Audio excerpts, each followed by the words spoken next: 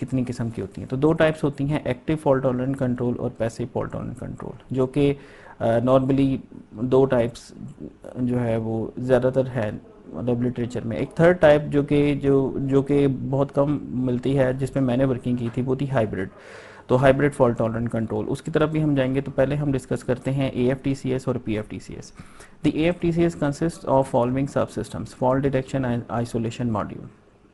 ये है AFTCS के, जिसके अंदर क्या लगा होगा, FDI, fault detection and isolation module. अब इसने क्या करना है कि फॉल्ट अगर आ गया उसको डिटेक्ट करना है कि किस कंपोनेंट में फॉल्ट है, फिर उसको आइसोलेट करना है, उसको जो है आइसोलेट करना है उस फॉल्ट को। तो FDI मॉड्यूल AFTCS का जो खासा है एक्टिव फॉल्ट वो है FDI module, fault detection and isolation.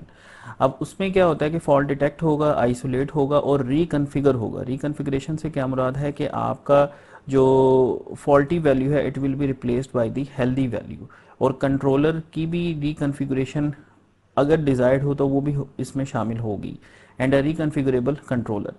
FDI module provides information online to the controller. अच्छा, FDI को ना कई जगहों पे एज अ स्काडा भी कहा गया है कि ये FDI एज अ स्काडा काम कर रहा होता है, यानी एज अ सुपरवाइजरी कंट्रोल काम कर रहा होगा, यानी ऊपर ऊपर से देख रहा है आपके प्लांट को कि भाई कोई मसला तो नहीं है इसके अंदर।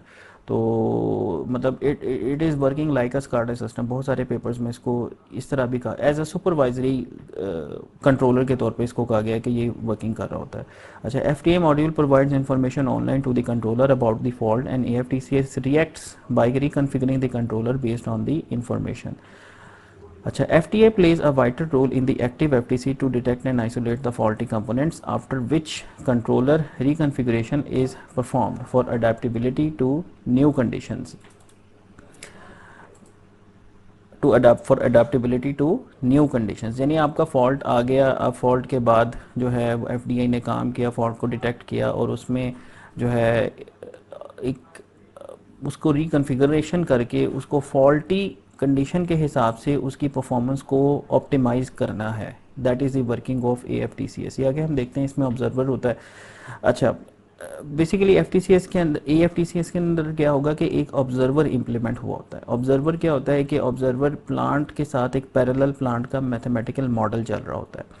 तो अगर किसी भी सेंसर में फॉल्ट आता है और वो अनअवेलेबल हो जाता है, तो AFTCS क्या करेगा कि FDI AFTCS का उस फॉल्टी सेंसर को आइसोलेट करेगा, उसकी जगह जो एस्टिमेटेड वैल्यू है वो ऑब्जर्वर जो पैरेलल में चल रहा था प्लांट के वहाँ से उठाएगा और उसके कंट्रोलर को फीड कर देगा। और कंट्रोलर के अंदर अगर चेंजेस रिक्वायर्ड होंगी तो कंट्रोलर की भी रिकन्फिगरेशन की जा सकती है। So that is the basic purpose of your FDI and AFTCS. The active FTC is sensitive to the result obtained from the FDI, that is it can give a wrong decision. अब ये भी है कि FDI की ये limitation भी होती है कि FDI ने फॉल्ट ही गलत डिटेक्ट किया कि जिस कंपोनेंट में फॉल्ट था उसको डिटेक्ट नहीं उसने किया, किसी और कंपोनेंट को डिटेक्ट कर दिया, ये भी इसमें मसला होता है। फिर अगर सिस्टम में नॉइज़ ज़्यादा हो तो आपका कंपोनेंट फॉल्टी नहीं होता, लेकिन नॉइज़ होने की वजह से जो कि EMI हो सकती है, इलेक्ट्रोमैग्नेटिक नॉइज़ हो सकती है, अर्थिंग की वजह से नॉइज़ आ सकती है सिस्टम में, तो FDA कह सकता है कि जी आपका सिस्टम जो है वो फॉल्टी हो गया। हालांकि सिस्टम फॉल्टी नहीं हुआ, वो नॉइज़ है उसके अंदर। तो ये भी इसकी एक कमी है जो AFTCS की कमी है कि इट कैन जो FDI जो कि सारा का सारा दारोमदार AFTCS का FDI पे है, तो FDI की रिलायबिलिटी बहुत इंपॉर्टेंट है। तो FDI can give a wrong decision with excessive noise. तो design becomes more difficult for non linear systems with uncertainties. तो अगर सिस्टम्स आपके नॉन लीनियर हैं, नॉन लीनियर सिस्टम्स हैं और उनमें अनसर्टेनिटीज़ भी बहुत ज़्यादा हैं, तो फिर वहाँ पे भी आपका जो है वो FDI की डिज़ाइनिंग मुश्किल हो जाती है। तो इसको हम कह सकते हैं कि robust FDI design, that is also an open area for research. Robust control system ऐसे सिस्टम होते हैं जो कि अनसर्टेनिटीज़ की कंडीशन में भी परफॉर्म करते हैं। तो रोबस्ट FDI का design is an important gap which you can fulfil in comparison with AFTCS।